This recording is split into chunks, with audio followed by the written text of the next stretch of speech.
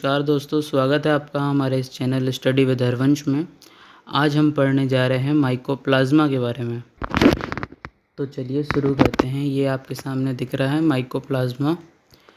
Mycoplasma क्या है? Mycoplasma smallest living cell है।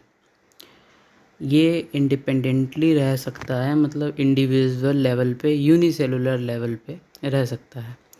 तो जानते हैं इसके बारे में एक एक करके पूरा chapter. Smallest mass of living matter is represented by mycoplasma.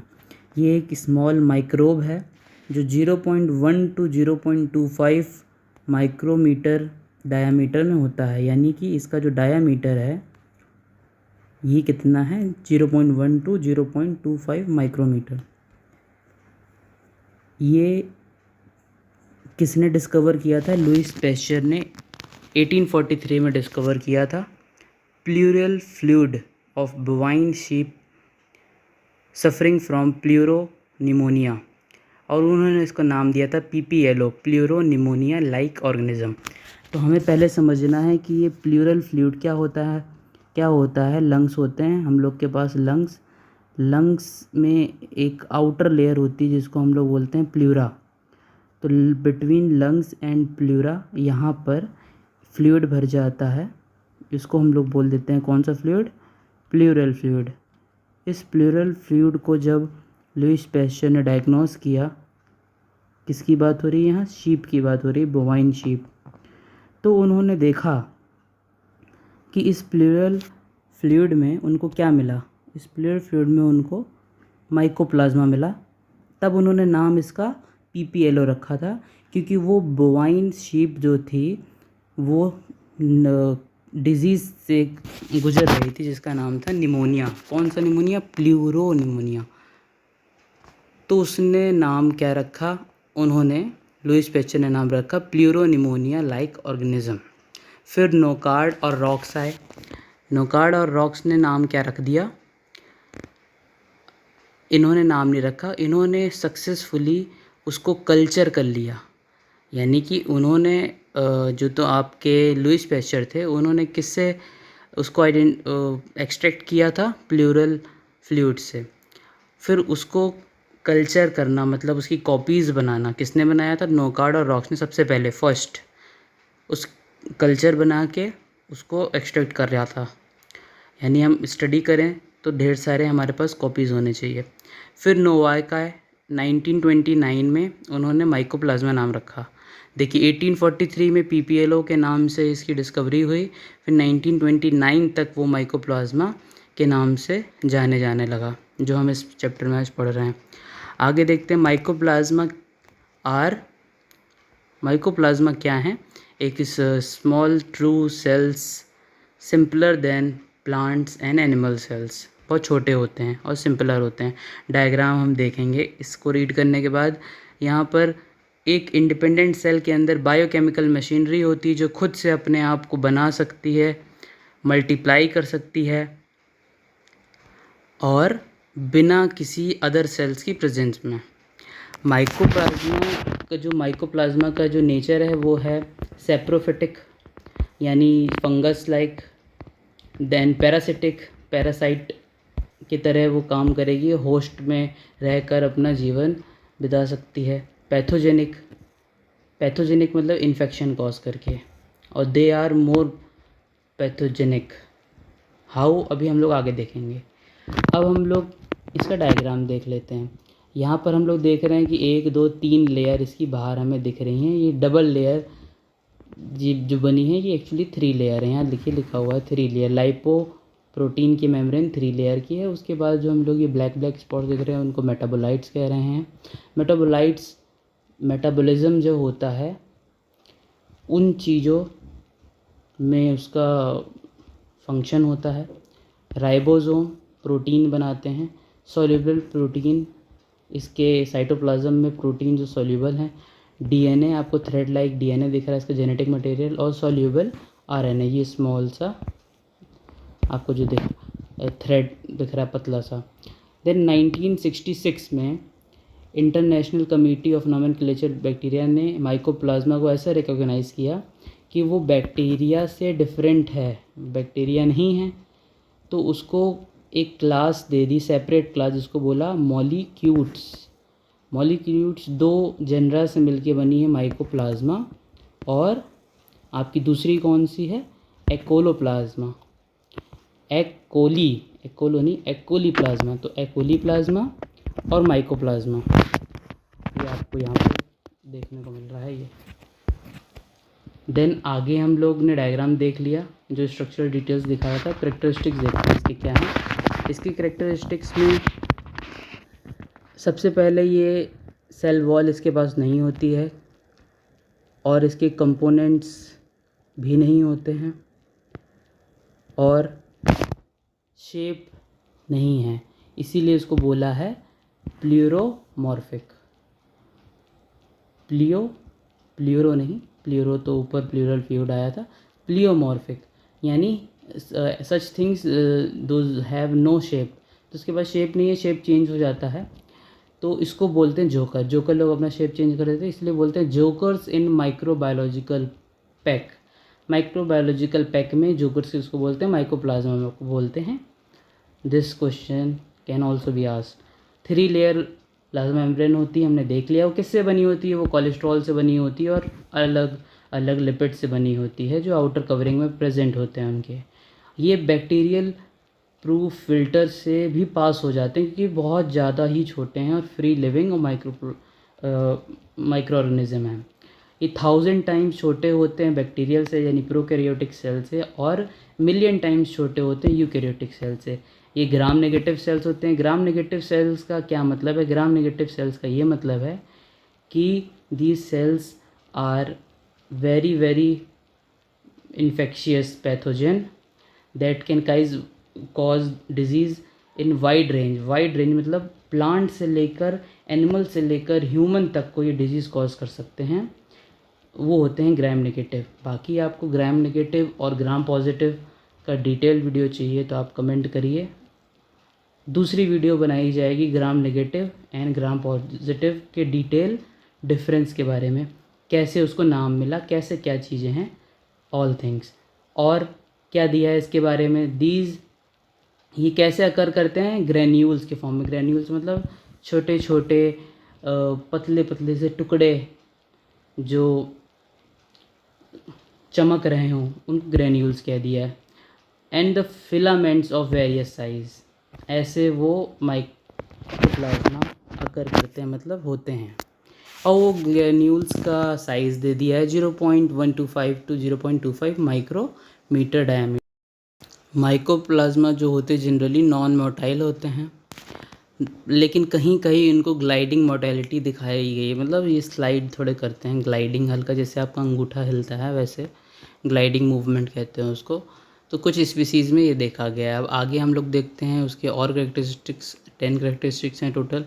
तो आगे आप देख रहे हैं कि ये लिखा है कल्चर मीडिया में जब ये देखा गया कि वो कॉलोनी बनाता है तो कैसे, जैसे समझ लीजिए ये आपका कल्चर मीडिया है कंटेनर में, पेटेड डिश में, और जब ये ग्रो कर रहा है तो ये सेंटर में ज़्यादा ग्रो करता है और यहाँ हल्का हल्का हल्का हल्का ऐसे, जैसे कि आपको यहाँ लिखा है दे अपीयर्ड एज फ्राइड एग। आगे देखते हैं सेंट्रल पोर्शन यहाँ डेंस है, देखिए यहाँ लिखा हुआ है। अब आगे देखते हैं, आगे है they require sterols for growth. Sterols क्या होते हैं? हम स्टेरॉल्स अगर ह्यूमन बॉडी में दे देते हैं तो हमारी एक बॉडी, नकली बॉडी बन जाती है कि हम मस्कुलर लगते हैं। उसी प्रकार यहाँ स्टेरॉल्स दिए जाते हैं, हम लोग स्टेरॉइड्स इंजेक्शन उसको बोलते हैं, उसी का डेरिवेटिव स्टेरॉल्स है। स्टेरॉल्स हम कल्चर मीडिया में देते हैं तब वो ग्रो करा पाते हैं। माइकोप्लाज्मा जो हैं हमारे, वो क्या हैं? रेजिस्टेंट होते हैं पेनिसिलिन। पेनिसिलिन अगर हम उनको देंगे तो माइकोप्लाज्मा नहीं मरेगा। बट क्यों नहीं मरेगा? क्योंकि वो उससे रेजिस्टेंट है, उनको पता चल गया है कि ये आता है, तो अपने आप को उन्होंने अपनी सेल वॉल को ऐसा बना लिया है कि पेनिसिलिन कुछ नहीं बिगाड़ पाती उनका। लेकिन कुछ हैं जैसे टेट्रासाइक्लिन या एंटीबायोटिक और क्लोराम्फेनिकॉल, स्ट्रेप्टोमाइसिन और भी बहुत सारी जो उनकी मेटाबॉलिक पाथवे पर एक्ट करके उनको किल कर देती है। किसको? माइकोप्लाज्मा। क्यों किल कर रहे हैं? क्योंकि हम लोग देखेंगे बहुत सारे डिजीज़ ह्यूमंस में, एनिमल्स में, प्लांट्स में देता है।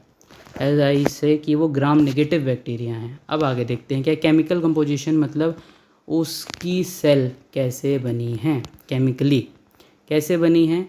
उसमें हम देख रहे हैं डीएनए आपका 4% है और आरएनए 8% है। और क्या है? डीएनए डबल हेलिक्स है। डबल हेलिक्स मतलब लाइक दिस, जैसे ह्यूमंस में होता है। बट ये न्यूक्लियोइड है। न्यूक्लियोइड मतलब न्यूक्लियस नहीं है। ऐसे ही साइटोप्लाज्म में देखा हम लोगों ने कि थ्रेड की तरह फैला पड़ा हुआ है। और सॉल्युबल प्रोटीन्स भी हैं, अमीनो एसिड्स भी हैं। राइबोसोम्स कौन से हैं? एस टाइप के हैं। 70 एस टाइप। 70 एस मतलब होता है स्वेडबर्ग कांस्टेंट। अब ये उनका कॉम्पैक्टनेस को दिखाता है कि वो कितने कॉम्पैक्टली पैक्ड हैं, व्हाट राइबोसोम्स। आगे देखते हैं स्ट्रक्चर उनका कैसा है। स्ट्रक्चर उनका एक बैक्टीरिया की तरह लगता है, ट्रू बैक्टीरिया। सेल वॉल जिसमें कि एब्सेंट होती है। हम लोगों ने जो देखा था वो 3 लेयर सेल वॉल नहीं है, वो 3 लेयर है। प्लाज्मा में बोल दीजिए उनको लाइपोप्रोटीन से बने हुए हैं। देन 70S राइबोसोम होता है, ये बताया। और डीएनए फिब्रिलर नेटवर्क है। आरएनए है, सॉल्युबल प्रोटीन है। DNA is double helix extending almost through, पूरी सेल में वो फैला पड़ा है। और मीजोजोम्स आर एब्सेंट्स। हमें बैक्टीरिया में मीजोजोम्स देखने को मिलते हैं, मीजोजोम्स इसमें नहीं हैं, और भी बहुत सारे रीजंस की वजह से, इसलिए इसको मॉलिक्यूल्स क्लास में डाला गया है। ये हमारे बैक्टीरिया से डिफरेंट होते हैं। अब रिप्रोडक्शन इनमें कैसे होता है? रिप्रोडक्शन सिंपल सा एक वर्ड आप याद रखिए, बाइंड्री फिजन से होता है। होता कैसे है? ये आपका है, एक हमने बनाया ये माइकोप्लाज्मा। माइकोप्लाज्मा अंदर ही अंदर डिवाइड होने लगा, ढेर सारी कॉपीज़ उसमें बन गई। फिर एक टाइम आएगा ये बर्स्ट करेगा, फट जाएगा, और एक सेल से हम दूसरा कलर अगर ले लें तो ये ढेर सारे डिफरेंट ग्रीन माइकोप्लाज्मा बना लेंगे, पर ये वाला हो जाएगा डाई। आगे देखते हैं ऐसे होता है ये क्या, इसका रिप्रोडक्शन अपनी मेम्ब्रेन को बर्स्ट करके रिलीज़ कर देता है अपने बच्चे। डिज़ीज़ जैसे बताया था, ये डिज़ीज़ क्या कॉज करते हैं प्लांट्स एनिमल्स में? बहुत चीज़ों के थ्रू, जैसे इंसेक्ट्स के थ्रू। जैसे इंसेक्ट का नाम दिया लीफ हॉपर, लीफ हॉपर के थ्रू ये डिज़ीज़ कॉज कर रहे हैं। माइट्स, फ्लाइज़ के थ्रू क्या है, जैसे प्लांट्स की डिज़ीज़ दी हुई हैं, little leaf of brinjal, bunchy top banana, aster yellows, mulberry top, corn stunt, rice type, sandal spike, grassy stunt of rice, western X disease of peaches, cherries, potato, purple top. Animals की diseases आप अगर देखिए तो animals में ये pleuropneumonia करा देता है, वही जो शीप में कराया था। तो हम लोगों ने नाम, लुईस पैस्चर ने नाम दिया था, हमने नहीं नाम दिया था, लुईस पैस्चर ने नाम दिया था PPLO। तो प्लूरोनिमोनिया ह्यूमंस में भी कराता है। और माइकोप्लाज्मा की बहुत सारी स्पीसीज़ है, जैसे माइक्रोप्लाज्मा निमोनी, ये निमोनिया करा देती है। प्राइमरी टिपिकल निमोनिया, इसको PAP बोलते हैं। दूसरा है माइकोप्लाज्मा होमोनिस, ये इनफर्टिलिटी दे देता है ह्यूमन मेल्स में। इट मीन्स कि ह्यूमन मेल्स अब आगे चल के इनफर्टाइल हो गए हैं, वो अपने बच्चे पैदा नहीं कर सकते हैं। इन्फ्लेमेशन इन जेनिटल्स में इन्फ्लेमेशन देता है। कुछ और डिजीज़ेस कॉज होती माइकोप्लाज्मा ह्यूमन बींग्स में, जैसे रिमेटिज्म, अर्थराइटिस, यूरेथ्राइटिस। क्या है रिमेटिज्म? ये एक ऑटोइम्यून डिसऑर्डर है। और अर्थराइटिस जॉइंट्स की डिजीज़। यूरेथ्राइटिस मतलब यूरेथ्रा में इन्फ्लेमेशन हो जाना। कुछ क्वेश्चंस यहाँ पर आप देख सकते हैं, दीज आर इम्पोर्टेंट क्वेश्चंस। इस क्वेश्चन के अलावा हम MCQs भी इसी वीडियो में डिस्कस करेंगे। चलिए आगे देखते हैं। ये रही आपकी मल्टीपल चॉइस क्वेश्चंस। पहला क्वेश्चन आप देख रहे हैं, पहला क्वेश्चन, कितने क्वेश्चन है इसमें टोटल आप देखिए 10 क्वेश्चन है। उसके आंसर्स भी मेंशन किए गए हैं एट द लास्ट, और इसमें टिक भी लगे हुए हैं। पहला question, which one is the smallest organism? जो ऑटोनोमस ग्रोथ कर पाए, मतलब खुद से और ग्रोथ करे और प्रोडक्शन करे, तो माइकोप्लाज्मा नाम दिया। लिटिल लीफ डिजीज़ ब्रिंजल कौन माइकोप्लाज्मा करता है? माइकोप्लाज्मा डिफरेंट है। क्यों? क्योंकि उसमें मीजोजोम नहीं है, सेल वॉल नहीं है और इंसिपिएंट न्यूक्लियस नहीं है, उसमें न्यूक्लियोइड होता है। Then mycoplasma discover Louis Pasteur ने किया था, पीपीएलओ नाम दिया था। माइकोप्लाज्मा सेंसिटिव होते हैं टेट्रासाइक्लिन से, पेनिसिलिन से वो रेजिस्टेंट होते हैं। आइस और कार्बोहाइड्रेट तो फालतू में दिया है। माइकोप्लाज्मा जो हैं वो क्या हैं? They are not virus, they are not virus in nature. क्यों वायरस नेचर में क्यों नहीं है? ऑप्शन नंबर डी, जिसके लिए हमें जाना पड़ेगा यहाँ पे। Living host is not necessary for their reproduction, क्योंकि वायरस के लिए दूसरा होस्ट ज़रूरी है, ये इंडिपेंडेंटली फ्री लिविंग रह सकता है अकेले, इसीलिए ये वायरस नहीं है। नेक्स्ट 7th क्वेश्चन आप देखिए, which of the following are absent in mycoplasma में ए और बी नहीं है। क्या नहीं है? आप देखें यहाँ पर, आपका ए है सेल वॉल, देन राइबोसोम नहीं है। माइकोप्लाज्मा में क्या क्या होता है? 2 स्ट्रैंड डबल डीएनए और 1 स्ट्रैंड आरएनए। आगे अगर हम लोग देखें तो आगे 9th क्वेश्चन है, they are gram negative, as हमने बताया था। Which of the following disease cause करते हैं? पोटैटो पल टॉप, ये प्लांट में डिजीज़ कॉज करते हैं, और PAP ह्यूमन में कॉज करते हैं।